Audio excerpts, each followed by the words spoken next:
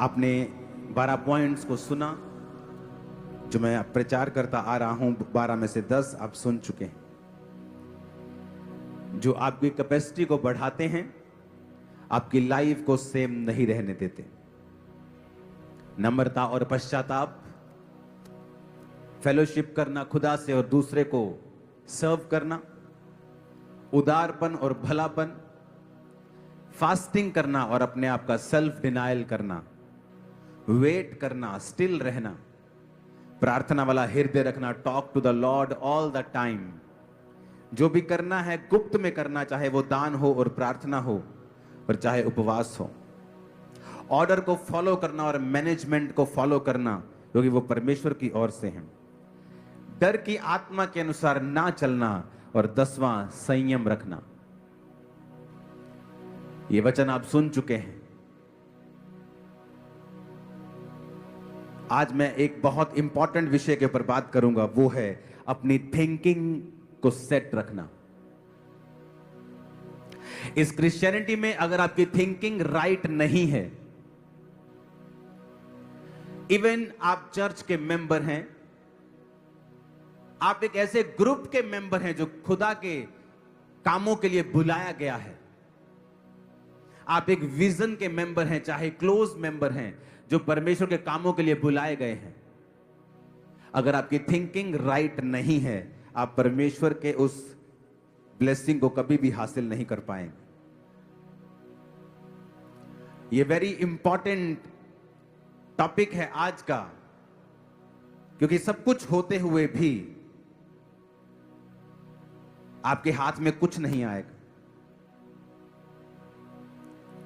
और मैं ये चाहता हूं कि आप इस वचन को बड़े ध्यान से सुने।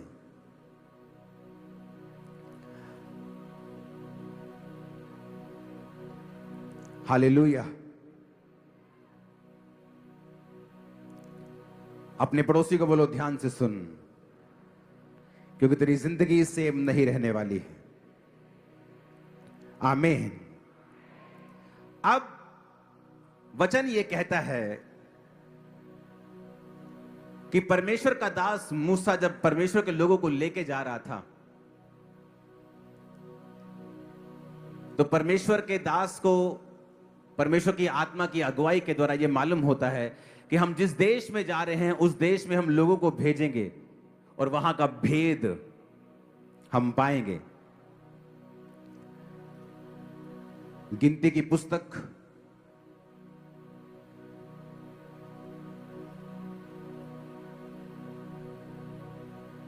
सब लोग खोलेंगे, उसका 13 और 14 अध्याय पूरा आप इसे घर जाके पढ़ेंगे। वचन कहता है, फिर यहोवा ने मूसा से कहा, कनान देश जिसे मैं इस्राएलियों को देता हूं, उसका भेद लेने के लिए पुरुषों को भेज। तो वचन कहता है कि उसने सारे गोत्रों में से एक एक मनुष्य छांटा और भेज दिया। तो परमेश्वर के दास ने कहा, जाओ और पता करो वो बंजर देश है कि उपजाऊ है, वहां के लोग कैसे हैं, खाना कैसा है, क्या पहनते हैं, क्या खाते हैं, कैसी बस्तियों में रहते हैं, तंबुओं में रहते हैं कि किलों में रहते हैं। 17 आयत में लिखा कि तुम दक्षिण देश होकर आओ, देख लो वो कैसा है, लोग कैसे हैं, बलवान है कि निर्बल हैं। 18 आयत में लिखा। 19 में लिखा वो अच्छा है कि बुरा है, कैसी बस्तियों में वो बसते हैं, कैसे तंबुओं में रहते हैं। 20 में लिखा वो देश कैसा है, उपजाऊ है, बंजर है, वृक्ष है कि नहीं, हियाव बांध कर चलो, देश की उपज में से कुछ लेते आना।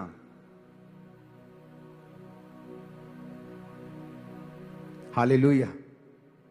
25 में लिखा 40 दिन बाद वो उस देश का भेद लेकर लौट आए और परान जंगल के कदाइश नामक स्थान में मूसा और हारून और इस्राएलियों की सारी मंडली के पास पहुंचे और उन्होंने संदेश दिया और देश के फल दिखाए। उन्होंने मूसा से कहा, जिस देश को तुमने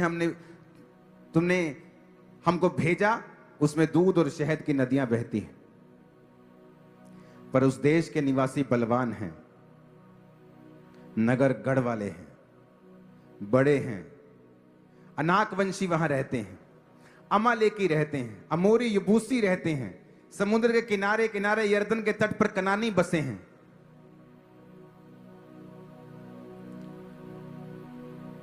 बारह लोग देखने के लिए जाते हैं। कहते परमेश्वर ने कहा था कि मैं तुम्हें दूध और शहद की नदियां दूंगा। बात तो सही है, यहां पर दूध और शहद की नदियां तो बह रही हैं, पर कहता है ये नहीं, परमेश्वर ने बताया कि यहां के लोग बड़े बलवान हैं, वेरी पावरफुल। अगर आप आगे अध्याय में पढ़ेंगे तो उसने कहा है कि हम उनके सामने टिड्डियां लगते हैं। 33 आयत में लिखा, वहां पर हमने नपीलों को, नपीली जाति वाले नाकवंशियों को देखा, हम उनकी दृष्टि में उनके सामने टिड्डे के समान दिखाई देते हैं। जब ये नेगेटिव न्यूज लोगों के सामने बोली जा रही थी,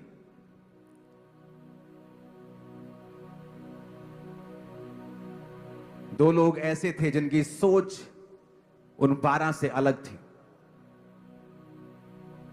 कालेब ने मूसा के सामने 30 आयत में लिखा, लोगों को चुप कराने के विचार से कहा, आओ उस देश को अभी चढ़कर अपना कर लें। It's a very spiritual thing. अब ध्यान से समझना कि 12 लोग कहीं गए और आकर हम पूरी प्रजा के सामने एक्सप्लेनेशन दे रहे हैं कि वो देश सच में मधु की नदियां बहती हैं, सचमुच आशीष है। लेकिन वो 12 कह रहे हैं वहां के लोग बड़े हैं, अनाकवंशी हैं, हम टिड्डे लगते हैं, हम उनको नहीं मार सकते। और वो नेगेटिविटी फैला रहे हैं लोगों में। और एक आदमी जिसका हृदय खुदा के साथ जुड़ा हुआ है, जलन रखने वाला, वो कवर करने की कोशिश करता है। कहता आओ उस देश को चढ़ के अभी अपना कर लें। कवर करने की कोशिश करता है लोगों के बीच में, ताकि डर ना फैले। आप बहुत से क्रिश्चियंस को देखेंगे, उन्हें इतनी सेंस और अकल नहीं है कौन सी बात कहां पे करनी है। आपके अन्य जाति रिश्तेदार आपके पास बैठे हुए हैं और आप क्या बातें कर रहे हैं, मेरी टांग में दर्द है, मेरे घुटने में दर्द है, मेरी बॉडी में दर्द है, साढ़े घर च आ प्रॉब्लम चल रही। तुम बेवकूफ हो आत्मा में।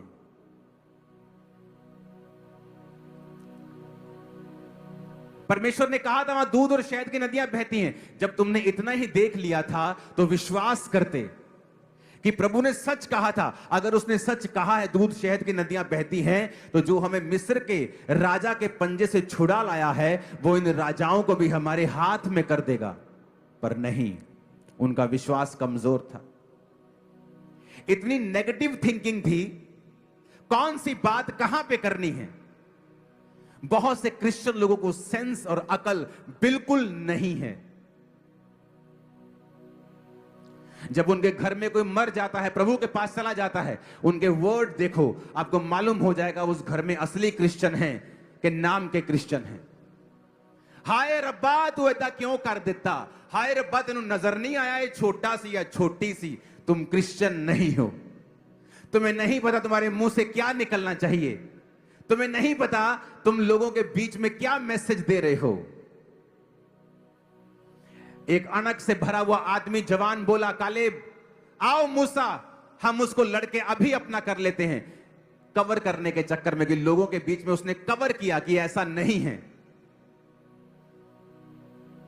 लेकिन बाइबल कहती जैसे ही लोगों ने नेगेटिव न्यूज सुनी, सारे मूसा पे और हारून पर पत्थरवाह करने का विचार करने लगे।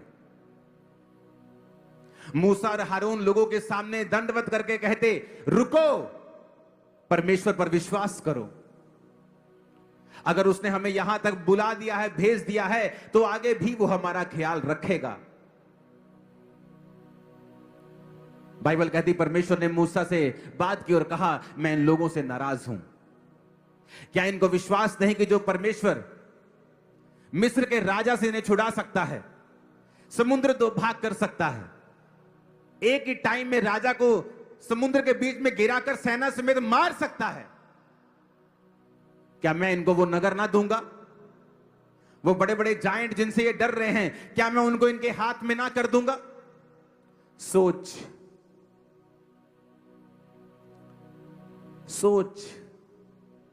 बिलीव सिस्टम, ये इतना पावरफुल है बिलीव सिस्टम कि आप बाहर से कैसे भी अपीयरेंस में हो, मेरा बिलीव सिस्टम क्या था कि मेरा परमेश्वर मुझे देगा, मैं उसकी सेवा करूंगा, वो हील करे ना करे वो मेरा परमेश्वर है। मेरा बिलीव सिस्टम जैसा था, मेरी सोच तो अंदर किसी ने देखी नहीं थी, लेकिन जैसा मेरा बिलीफ सिस्टम था, प्रभु ने वैसे लोग मुझे दिए, वैसी आशीष मुझे दी, वैसा परिवार मुझे दिया। मेरा बिलीफ सिस्टम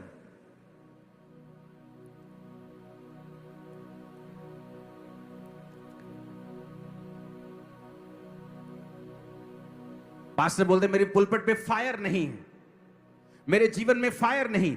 जैसे आप अपने दिमाग और थिंकिंग में परमेश्वर के साथ कनेक्ट होते हैं और अपने बिलीव सिस्टम को और अपनी थिंकिंग को आप परमेश्वर के वचन के मुताबिक करेक्ट कर लेते हैं, सडनली आप क्या देखते हैं? आपका परिवार आपके सामने ज्यादा समर्पित है, आपका बिजनेस ज्यादा सहजता से और बड़े ही ठहराव से चल रहा है, आपकी सेवकाई में जो लोग हैं आपके प्रति ज्यादा समर्पित हैं। आपने कुछ नहीं कहा, आपने कोई सरमन नहीं दिया मेरे अधीन रहो, आपने नहीं कहा मुझे प्यार करो, पर आप देखते हैं लोग आपसे प्यार करते हैं, वो लोग आपके अधीन हैं, लोग अपना जीवन छोड़ के आपके यहां पर सेवा करने के लिए आ चुके हैं। रीजन क्या? क्योंकि जैसा आप खुदा के सामने हैं वैसे लोग आपके सामने। Believe system, believe system.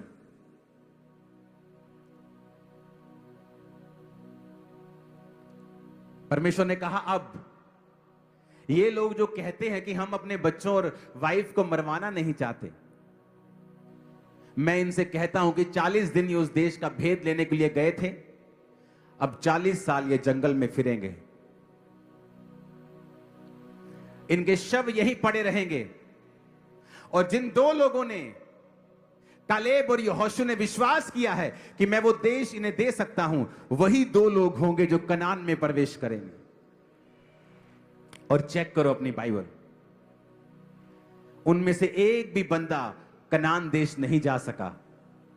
40 साल वो उस जंगल में फिरते रहे, व्यभिचार में मरे, मूर्ति पूजा में मरे, दासों के खिलाफ कुड़कुड़ाने पर मरे, लेकिन जो आगे पहुंचा वो सिर्फ कालेब था और यहोशू था। बिलीफ सिस्टम, थिंकिंग, सोच कैसी है आपकी परमेश्वर के लिए? जब लोग नेगेटिव बातें बोल रहे थे, उन्होंने कहा चला अभी लड़ते, चल के अभी चलते, चलो।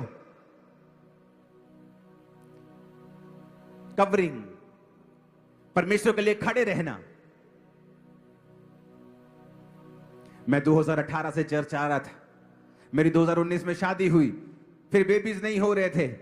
मेरी वाइफ मुझे कहती थी तेरा परमेश्वर कुछ नहीं कहा, तू भी कुछ नहीं कहा, मैं श्रापित हो रहा था, मैंने छाड़ दे। पर बिलीफ सिस्टम, थिंकिंग, परमेश्वर देगा, अगर उसको दे सकता है, उसको दे सकता है, मुझे भी दे सकता है। बिलीफ सिस्टम, सोच, जहां महिमा करनी है वहां महिमा नहीं की, सुन के आगे रिश्तेदारों की नेगेटिव बातें परमेश्वर के लिए और मुंह नहीं खोला। जहां मुंह नहीं खुलना चाहिए वहां मुंह खोला, जहां गाली के बदले गाली नहीं देनी थी वहां गाली निकाल दी, और जहां बोलने का समय था वहां चुप रहे। इसीलिए परमेश्वर भी चुप रहता है तुम लोगों के लिए जब बोलने की जरूरत होती है, क्योंकि वो नाराज रहता है उन लोगों से जिनकी सोच सही नहीं है। आप वही हैं, आप वही हैं, आपका प्रीच वही है, आपकी शक्ल वही है, चर्च वही है, लोग वही हैं। लोग अब ज्यादा समर्पित हैं। क्यों? क्योंकि आप परमेश्वर के सामने ज्यादा समर्पित हैं। आपका परिवार आपकी सुनता है। क्यों? क्योंकि आप परमेश्वर की सुनते हैं।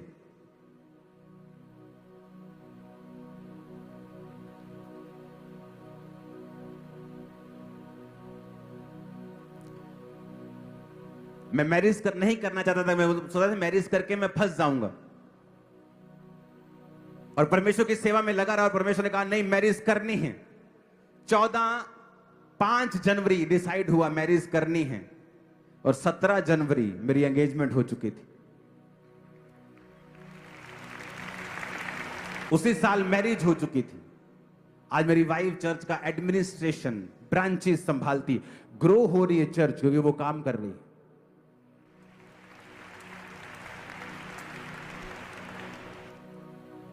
इंटरनेशनल वुमेन डे की आपको बधाई हो, मेरी वाइफ को और आपको सबको, मेरी बहनों को।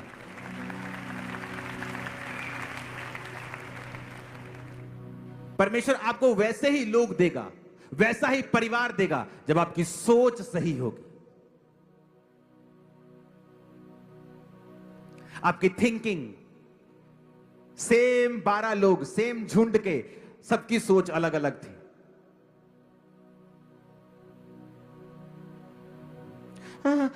ठीक है, लेकिन मैं टाइट पे विश्वास नहीं करता।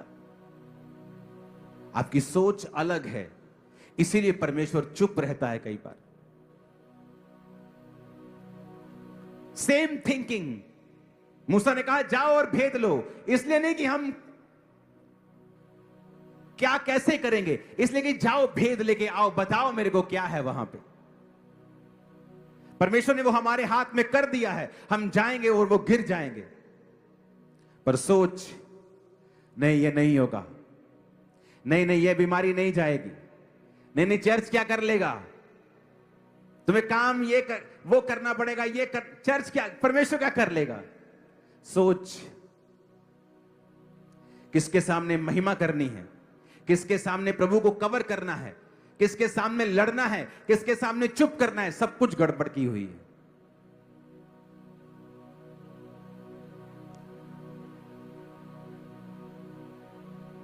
हालेलुया।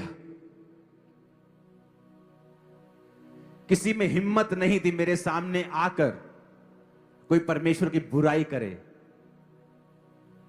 या मुझे विश्वास से बहकाए, क्योंकि उनको मालूम था मेरा स्टैंड कैसा है।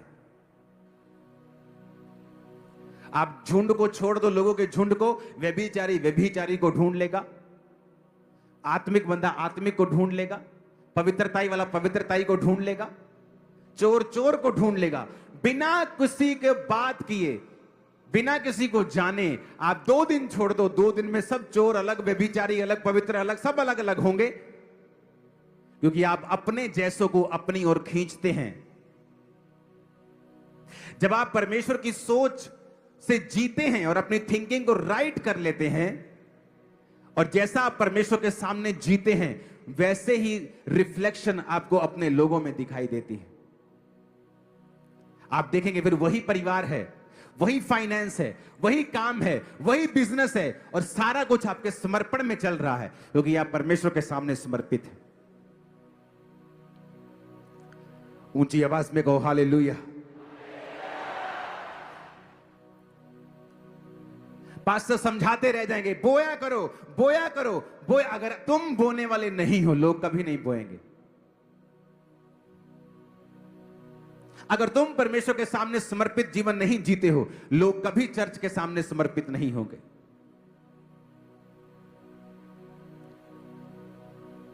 अपने पड़ोसी को बोलो, अपनी सोच, अपना बिलीफ सिस्टम, इसको सही कर। अविश्वासी ना हो, पर विश्वासी हो। ऊंची आवाज में कहो आमीन।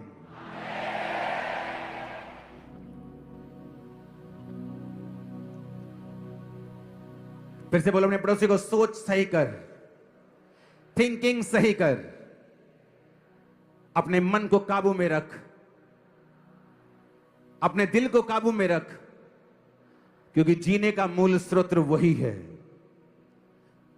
आमीन बोलो ऊंची आवाज में।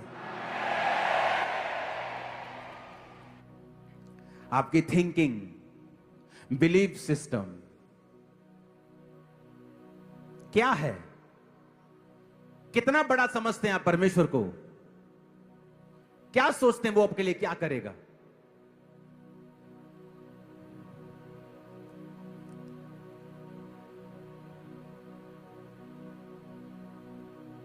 मेरी लाइफ की बिगेस्ट टेस्टिमनी थी मेरा बिजनेस। और शैतान ने जब उस बिजनेस में आग लगाई और कहा अब मैं देखता हूं तू क्या गवाही देगा। जिन लोगों ने आग लगाई मुझे मालूम है वो कौन थे। उन पे केस कर सकता था, उनको जेल भेज सकता था, लड़ सकता था उनके साथ। परमेश्वर ने कहा कुछ नहीं करना।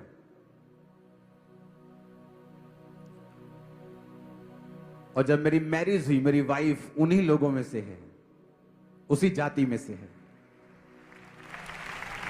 परमेश्वर ने मेरी लाइफ के सबसे कड़वे अनुभव को सबसे बेस्ट और सबसे मीठे अनुभव में बदल दिया जब मैंने अपना थिंकिंग सही रखा।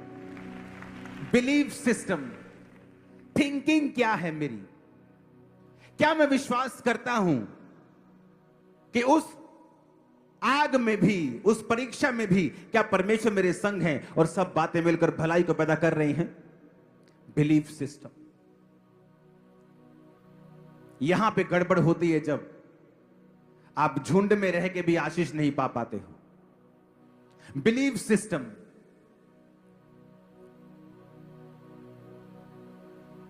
क्या आप बिलीव करते हो परमेश्वर असली है? तो कहां है आपका बोना? कहां है आपकी प्रेयर? कहां है आपका डिसिप्लिन जो परमेश्वर चाहता है आप अपनी लाइफ में रखो? आप डिसिप्लिन नहीं हो, आप जितने मर्जी गिफ्टेड हो, आप गिर जाओगे। आत्मा का डिसिप्लिन, प्रेयर का डिसिप्लिन, फास्टिंग डिसिप्लिन, शरीर का डिसिप्लिन, खाने में डिसिप्लिन। आप डिसिप्लिन नहीं हो। बड़े बड़े पास्टर गिर गए, उनको पता था उनको शुगर है। प्रार्थना करने के बजाय, डाइट चेंज करने की बजाय, एक्सरसाइज करने के बजाय, प्रेयर करने के बजाय मीठे में मीठा खाते जा रहे हैं, सोच के परमेश्वर करेगा। आपको परमेश्वर डिसिप्लिन, अपनी बॉडी को रिस्पेक्ट करने के लिए भी बोला है। कुछ देर के लिए उन चीजों को छोड़ दो। एक दिन आएगा जब आप हील होंगे, सिर्फ सारा कुछ खाएंगे पिएंगे, बट डिसिप्लिन नहीं है।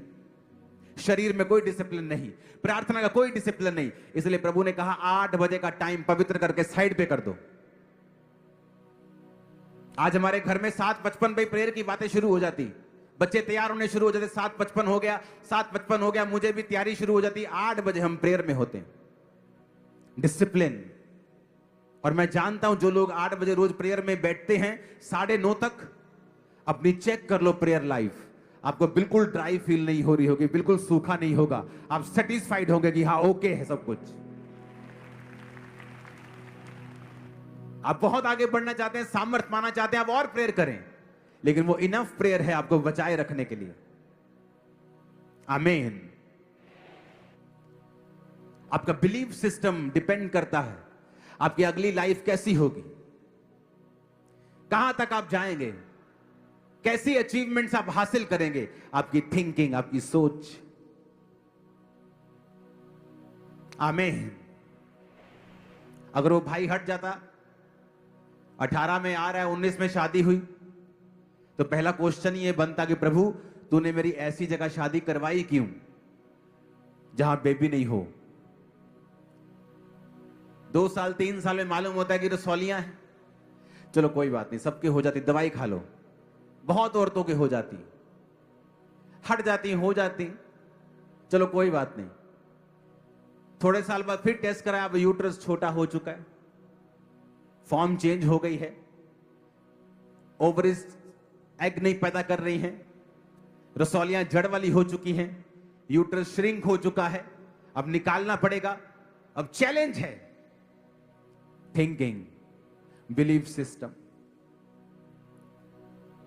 चर्च आना छोड़ा नहीं, और परमेश्वर सपनों में अपने दूत को भेजते हैं, टच करते हैं। सेम मंथ प्रेगनेंसी होती उसी यूट्रस में, और बेबी बाहर आता है 9 महीने बाद। अरे परमेश्वर ने कहा तो था वहां दूध और शहद की नदियां बहती हैं। हाँ वो तो बात सही है, पर वो लोग बड़े बड़े हैं। अरे अगर परमेश्वर ये कहता है कि वो तुम्हें दे देगा तो दे देगा, विश्वास करो। नहीं, हम आंखों के अनुसार चलेंगे, सेंस के अनुसार चलेंगे, जो महसूस करते हैं उसके अनुसार चलेंगे। और वचन कहता है विश्वास के बिना उसे प्रसन्न करना अनहोना है। बहुत से लोगों ने सेवकाई शुरू की लेकिन कभी एंटर नहीं कर पाए, क्योंकि बीच में चैलेंजेस आएंगे, चुनौतियां आएंगी। आप बिलीव सिस्टम अगर आपका कड़क होगा, माथा कड़क होगा, विश्वास कड़क होगा, तभी आप सेवा कर पाएंगे, नहीं तो नहीं कर पाएंगे।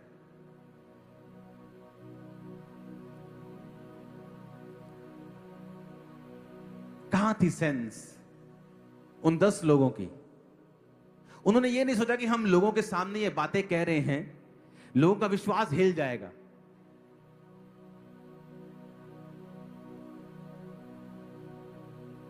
लोगों का विश्वास खत्म हो जाएगा, वो डर जाएंगे। लेकिन जो स्पिरिचुअल लोग नॉनसेंस होते हैं, कई लोग स्पिरिचुअली नॉनसेंस लोग, जिन्हें यह नहीं पता कौन सी बात कहां पे करनी है। मैंने लोगों को देखा है टेस्टिमनी देने आते हुए चर्चिस में, टेस्टिमनी देंगे, एक टेस्टिमनी देंगे, फिर बोलेंगे मेरा फलाना मुंडा हले बीमार है, उधर सारे प्रेयर करियो। ये स्पिरिचुअल नॉनसेंस है, नॉनसेंस। इससे बड़ी नॉनसेंस और नहीं हो सकती। ये स्पिरिचुअल नॉनसेंस है। ये टाइम जो खुदा ने किया है उसकी टेस्टिमनी देने का है, ना कि प्रेयर रिक्वेस्ट बताने का। तुम आके एक टेस्टिमनी दे रहे हो और अपना चैलेंज भी बता रहे हो। लोगों का विश्वास इधर से बढ़ा, इधर से कम हो गया। मेरी लाइफ में जब काम हुआ, मैंने नशे छोड़े, मेरी लाइफ में 10 काम अभी बाकी थे परमेश्वर ने करने। लेकिन अगर आप मुझे सुन लेते उस समय, आपको लगता ये बेस्ट आदमी, इसने नशे छोड़ दिए, पता नहीं कितना कुछ हो गया। अभी 10 काम पड़े थे। आज खुदा की दया से एक भी नहीं पड़ा, वो 10 हो चुके हैं। मेरा विश्वास वही है जो पहले था। लेकिन मैंने कभी नहीं कहा परमेश्वर ने मुझे नशों से आजाद किया, अच्छा हूं मेरी सेहत लिए प्रेयर करियो, अच्छा मेरी बिजनेस लिए प्रेयर करियो, अच्छा बड़ा संघर्ष हो रहा, अच्छा। क्या नॉनसेंस है, क्या नॉनसेंस है ये। उस टाइम महिमा करने का समय था। मैंने अपनी लाइफ में जब महिमा करने का समय आया तब महिमा की है। अपने चैलेंजेस को पकड़ा है, परमेश्वर के पास गुप्त रूप में लेके गया, उन्हें बोला है, प्रार्थना में सामने रखे हैं। और एक समय आया जब मसीह में आते मुझे 10 साल हो गए थे, परमेश्वर ने उन सारे चैलेंजेस को भी दूर कर दिया। लेकिन इतने नॉनसेंस मत बनो कि आपको क्या बोलना है और कब बोलना है आपको पता ना हो। आपके रिश्तेदार बैठे हैं और आप बीमारी की बात कर रहे हैं। जो खुदा ने किया है उसकी बात करो, जो प्रभु ने आपको दिया है उसकी बात करो। जो रहता है वो भी आ जाएगा, वो भी आ जाएगा। आपको पता नहीं कौन सी बात कहां पे करनी है, कौन से दुख पे कितना रिएक्ट करना है। ये यहां से शुरू होता है। एक कड़क वॉरियर माइंड, जब कड़क दिमाग, एक योद्धा का दिमाग जो परमेश्वर के लिए जलन रखता है।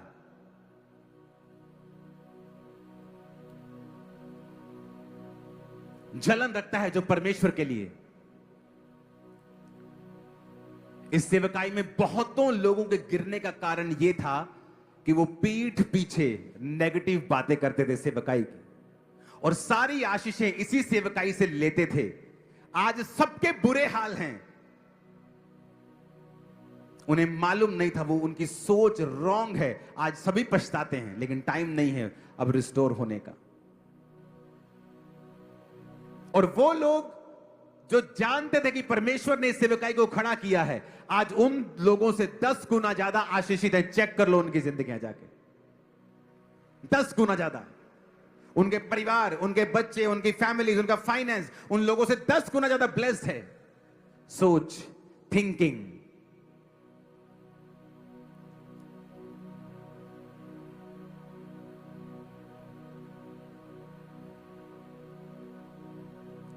हालेलुया। आप परमेश्वर के संग हैं। आपको परमेश्वर ने एक चर्च दिया है। लेकिन व्यभिचारी लोग होते हैं ना, चलेंगे अपनी वाइफ के साथ, देखते जाएंगे दूसरे की वाइफ। स्कूटर पे अपनी बिठाई होती है और देख देख एक्टिवा वाले को रहे होते हैं। व्यभिचारी होते हैं ना कई, वैसे ही आत्मिक व्यभिचारी होते हैं। जहां किसी चर्च में रहे, सुन किसी चर्च को रहे होते हैं और कंफ्यूज रहते हैं कि हमने करना क्या है लाइफ में। परमेश्वर जब आपको एक चर्च दी है, उसके साथ अंग संग सब, पैसा, ताकत, बरकत, प्रेयर, फास्टिंग सब लगा दो, क्योंकि परमेश्वर ने वो आपको दिया है और उसी में आपकी बरकत है और किसी में नहीं। जाके चेक कर लो, जांच लो इस वर्ड को, जाओ इसको परख लो, जाओ, आपको मालूम हो जाएगा। तो सोच, थिंकिंग, आप थिंकिंग में वॉरियर बनते हैं पहले, सोच में। आपने जब सोच को काबू कर लिया, आपकी लाइफ काबू में आ जाती है। आमीन।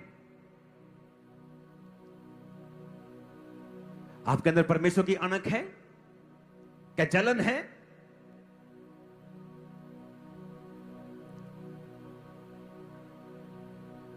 आपके दुश्मन हमेशा आपसे शर्मिंदा क्यों रहते हैं?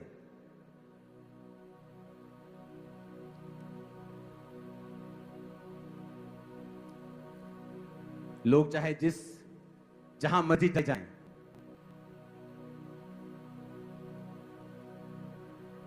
जीसस क्राइस्ट राजाओं का राजा है हमारा। वो हमारा महान्यायी है, उसका हाथ हमारे सिर के ऊपर है और बड़ा वाला हाथ है, छोटे वाला नहीं। आपके अंदर परमेश्वर की अणक होनी चाहिए।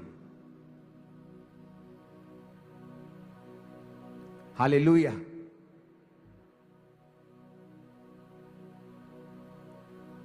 लोग आप पर लाख तोहमतें लगाएं, कोर्ट में चले जाएं, लेकिन साबित भी तो करना होगा जो वो बोलते हैं, और वहां पे वो झूठे और निठल्ले साबित होंगे।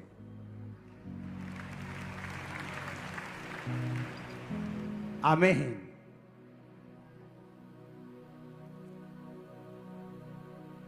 अपनी सोच को चेंज करो और बाइबल की सोच अपना लो और विश्वास करो जो परमेश्वर ने कहा है।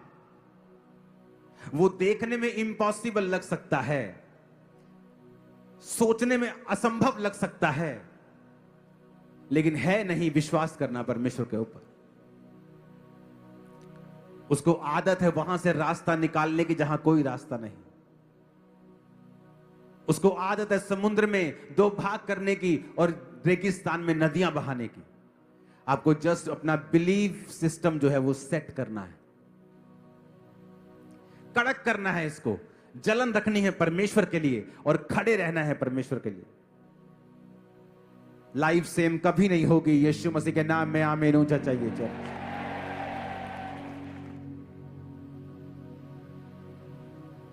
डिसिप्लिन रखना अपनी बॉडी में, स्पिरिट में, प्रेयर में, अपनी डाइट में। और यह भी इंपॉर्टेंट है आप लोगों के लिए। इन 12 पॉइंट्स के ऊपर जो पॉइंट नहीं है वो है मेजर क्वालिफिकेशन। इन 12 पॉइंट्स के साथ वो है पवित्रताई। अगर आपकी लाइफ में पवित्रताई नहीं है, इन 12 पॉइंट्स को आप कुछ नहीं कर पाओगे। आप कुछ भी करोगे, आप बोओगे, आप प्रेयर करोगे, आप फास्टिंग करोगे, कुछ भी आपका कबूल नहीं होगा अगर आप पवित्रताई में नहीं है तो। अगर आप पवित्रताई में नहीं हैं, आपकी लाइफ का ये कोई भी पॉइंट आप कुछ भी कर लें, कबूल नहीं होगा। कोई भी बिना पवित्रताई के परमेश्वर को नहीं देख सकता है। बिना पवित्रताई के आपकी लाइफ पर अटैक्स होंगे।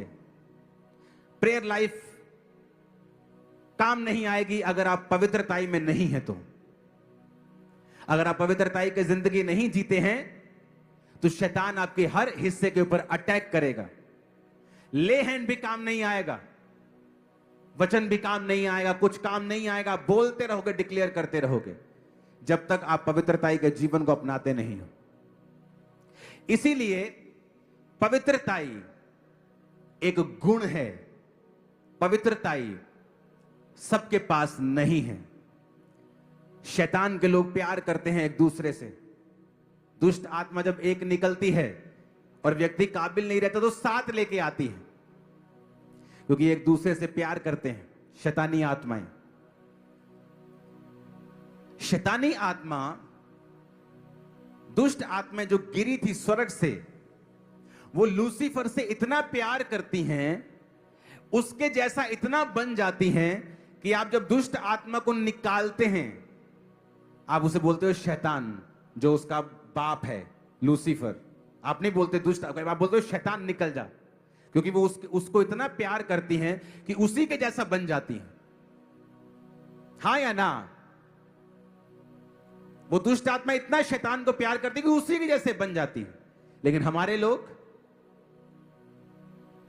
इतना परमेश्वर से प्यार नहीं करते।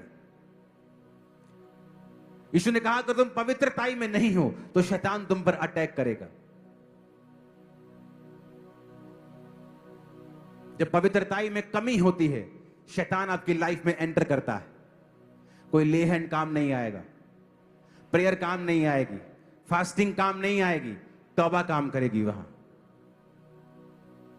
शैतान भी शैतान से प्यार करता है, तुम भी प्यार करते हो, पर प्यार टॉप पे नहीं है, टॉप पे पवित्रताई है। इसलिए दूत जब प्रभु को देखते हैं कहते हैं, पवित्र पवित्र पवित्र सेनाओं के यहोवा, पवित्र पवित्र पवित्र।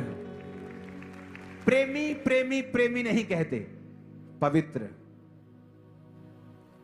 क्योंकि प्रेम भी पवित्रताई से निकलता है जब वो परमेश्वर की ओर से होता है। और वो प्रेम जो अपवित्रताई से पैदा होता है वो शैतानी है। हालेलुया। अगर आप अपने हस्बैंड अपनी वाइफ के साथ नहीं हैं तो आप पवित्रताई में नहीं। अगर आप अपनी वाइफ से दूर हैं तो भी आप पवित्रताई में नहीं हैं, क्योंकि वचन कहता है आप तुम दोनों एक मन हो और एक तन हो। बहुतों जोड़ियों ने अपने स्पाउस को व्यभिचार में गिराया है जब उन्होंने अब उसका साथ नहीं निभाया। यह गहरी बात मैं आपसे कह रहा हूं। एक औरत आके मुझसे कहती है, मेरा हस्बैंड 60 साल का है, अभी भी मेरे साथ रहना चाहता है, वो चाहता मैं उतना रवा, मैं उतना सोमा है, मैं की करा। ये बात मुझे कहनी पड़ रही, डीप बात है। मैंने कहा अगर वो चाहता है तो तुम्हें पता है तुम्हारा शरीर तुम्हारा अपना नहीं है। वचन कहता है ये तुम्हारे पति का है, और तुम्हारे पति का शरीर उसका पति का नहीं बल्कि तुम्हारा है, तुम दोनों एक हो। कहती नहीं नहीं नहीं, ये ना शारीरिक गल आए थे। थोड़े दिनों में उसका पति उसी गांव के एक लड़की के साथ भाग गया अपने घर से। मैंने कहा अब बताओ क्या हुआ? तुमने गिराया अपने पति को, तुम हो असली इसके पीछे की कारण, क्योंकि परमेश्वर ने कहा है जो पति पत्नी हैं प्रार्थना के अलावा और किसी बात के लिए अलग अलग ना हो। और अब तुम जो कुंवारे हो और अगर तुम किसी के साथ शारीरिक होते हो तो तुम पाप में हो, चाहे तुमने उसे फ्यूचर में शादी क्यों नहीं करनी, तुम तब भी व्यभिचार में हो और पाप में हो, और उसका असर मरते दम तक तुम्हारी जिंदगी से कभी नहीं जाएगा, चाहे तुम तौबा कर लो। एकमात्र बाइबल में अपराध है व्यभिचार, जो वचन कहता है तुम अपने शरीर के खिलाफ भी करते हो और खुदा के खिलाफ भी करते हो। बाकी सारे पाप तुम खुदा के खिलाफ करते हो, लेकिन व्यभिचार एक ऐसा पाप है जो तुम दो चीजों के खिलाफ करते हो, अपने शरीर के और परमेश्वर के।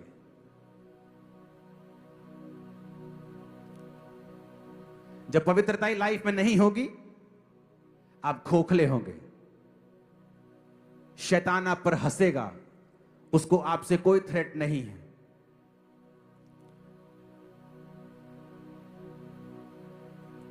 Hallelujah, hallelujah. अपने पड़ोसी को बोलो पवित्रताई के बिना कोई भी परमेश्वर को नहीं देख सकता। मेरी लाइफ में मैंने जितना यूथ देखा है 50% यूथ व्यभिचार के कारण गिरा है, क्योंकि उनको नहीं पता फ्यूचर में उनके लिए क्या रखा हुआ था। 25% कुड़कुड़ाने के कारण गिरा है, परमेश्वर के खिलाफ, उसके दासों के खिलाफ, मैनेजमेंट के खिलाफ।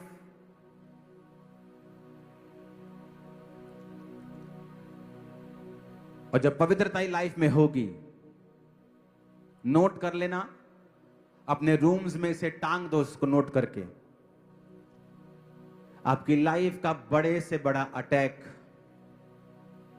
बड़ी से बड़ी लानत, बड़ी से बड़ी बीमारी, चुनौती पवित्रताई में रहने के कारण कुछ ही सालों और महीनों में सदा के लिए खत्म हो जाएगी। कुछ भी हो, शैतान का अटैक हो, बीमारी का हो, गरीबी का हो, डिप्रेशन का हो, मैरिटल अटैक हो, फैमिली अटैक हो, एक्सीडेंट हो, इमोशनल प्रॉब्लम हो, एनी ट्रबल, जिस दिन आप फैसला कर लेंगे पवित्रताई में जीने का। मैं प्रभु में जिया हूं, 19 साल का था मैं जवान जब परमेश्वर आया, और जैसा मेरा लाइफ स्टाइल था, सबसे ज्यादा मैं व्यभिचार में गिर सकता था, क्योंकि जितनी लड़कियां मेरे आसपास थी, लेकिन उनसे बचा रह के मैंने अपने शरीर के साथ भी किसी भी तरह का कोई पाप नहीं किया। जो आज व्यभिचार में फंसते हैं, कोई बोले मैं लड़की के साथ नहीं हूं, अगर तुम सेल्फ सेक्स में हो तो भी तुम व्यभिचार में हो, तो भी तुम व्यभिचार में हो। तुम अपने शरीर का आदर नहीं कर रहे हो, और इसीलिए आज लोग बीमार हैं ज्यादा, क्योंकि आपका फोन आपके लिए सबसे बड़ी बीमारी बन चुका है। इसमें नंगी औरतें, नंगे आदमी आपको झट मिल जाएंगे, आपको किसी पॉर्न साइट पे जाने की जरूरत नहीं, जस्ट सोशल मीडिया के खोलना शुरू कर दो, आपको मिल जाएंगे। मैंने, मेरी वाइफ ने फैसला किया हम अपने फोन से दूर रहेंगे, हम अब फोन पे नहीं रहते हैं।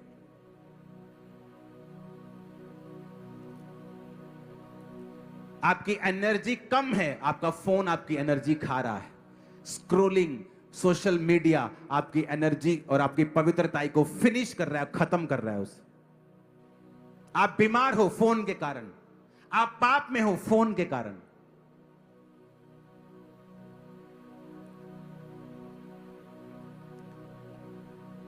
जिस दिन आप पवित्रताई के गुण को अपना लेंगे, जाओ चैलेंज करता हूं, अपनी चुनौतियां लिख के रख लो, लिख के, समझ के, बोल के नहीं, सोच के नहीं रखनी, लिख के। मेरी लाइफ की सबसे बड़ी चुनौती क्या है?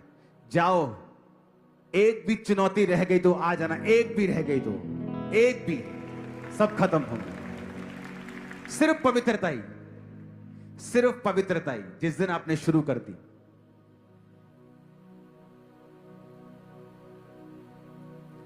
परमेश्वर एक को इतना अच्छा रिजल्ट देता है और दूसरे को नहीं। कारण परमेश्वर नहीं, कारण आदमी है। उसकी एक्सेप्टेंस, एक को परमेश्वर लाखों की चर्च दे रहा है और दूसरा 50 में स्ट्रगल कर रहा है। बात यह नहीं 50 वाला आत्मिक नहीं है, बात यह है समर्पण और पवित्रताई का जीवन आपने कैसा लिया है। और खुदा की कॉलिंग भी मैटर करती है, लेकिन पवित्रताई भी मैटर करती है।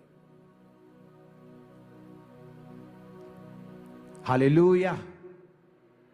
ये पॉइंट्स प्लस पवित्रताई, दोबारा सुनो इनको, जिस दिन इन्हें अपना लोगे,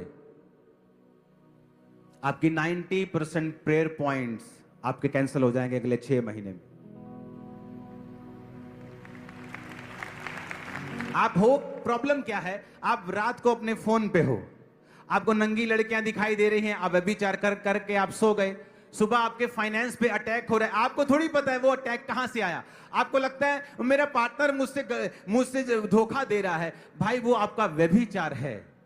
जो आपकी लाइफ के ऊपर अटैक कर रहा है, रात को उसने आपको बहकाया क्योंकि शैतान आपके जीवन में एंटर करना चाहता था, वो कर नहीं पा रहा था, उसको कोई कारण चाहिए आपकी लाइफ में एंट्री मारने का, आपने उसको एंट्री मारने की जगह दी, अब सुबह उसने आपकी मम्मी पे अटैक कर दिया, उसने आपके पापा पे अटैक कर दिया। अब आप आ रहे हैं, पापा जी मेरे पापा लिए प्रेयर करिए, उन्होंने बड़ी प्रॉब्लम। आप अपना नहीं बता रहे हो आप क्या हो। आप मौका देते हो शैतान को कि वो आपकी लाइफ पे अटैक करे। और पवित्रताई एक हेज है, पवित्रताई एक शील्ड है, पवित्रताई एक ढाल है जो आपकी लाइफ को शैतान के अटैक से सुरक्षित रखती है। पवित्रताई एक ऐसा हथियार है, जिस दिन आप जीना शुरू कर दोगे, मैं फिर कह रहा हूं, आपकी लाइफ की बिगेस्ट प्रॉब्लम फिनिश हो जाएगी एक दिन।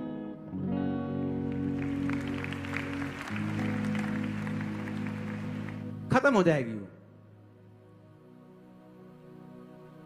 और नोटिस करो, आपकी लाइफ का बिगेस्ट स्ट्रगल भी यही है। किसी को शैतान चोरी करके अपवित्र कर रहा है, किसी को व्यभिचार से, किसी को दूसरी जगहों पे जाने से, वो उस पवित्रताई को फिनिश कर रहा है ताकि आपकी लाइफ में एंटर कर सके। अपने हाथों को उठाओ, सब जन खड़े हो जाओ, सब क्वायर अपने दोनों हाथों को उठाओ। वायदा करो इन 12 पॉइंट्स को आप दोबारा सुनेंगे और प्लस पवित्रताई का जीवन अपनाएंगे।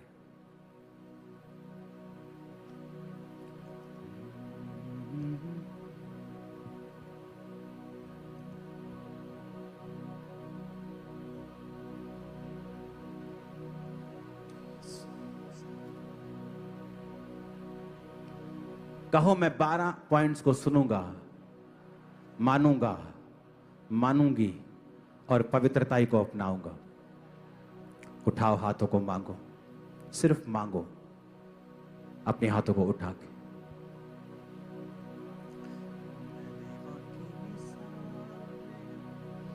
ओ बड़ा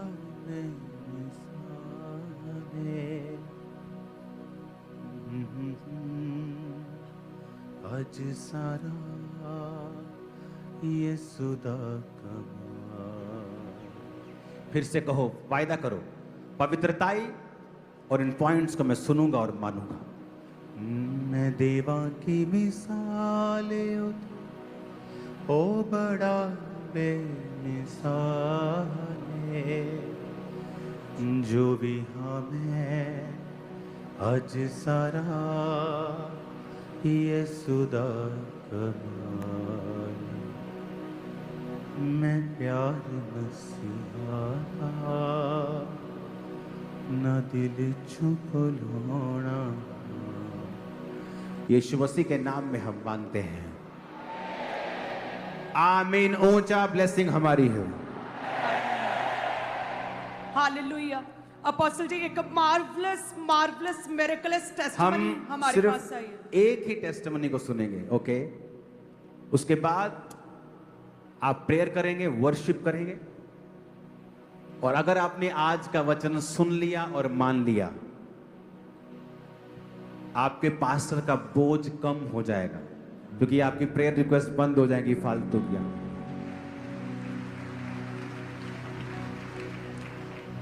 सुनेंगे, हाँ। अपोस्टल जी, ये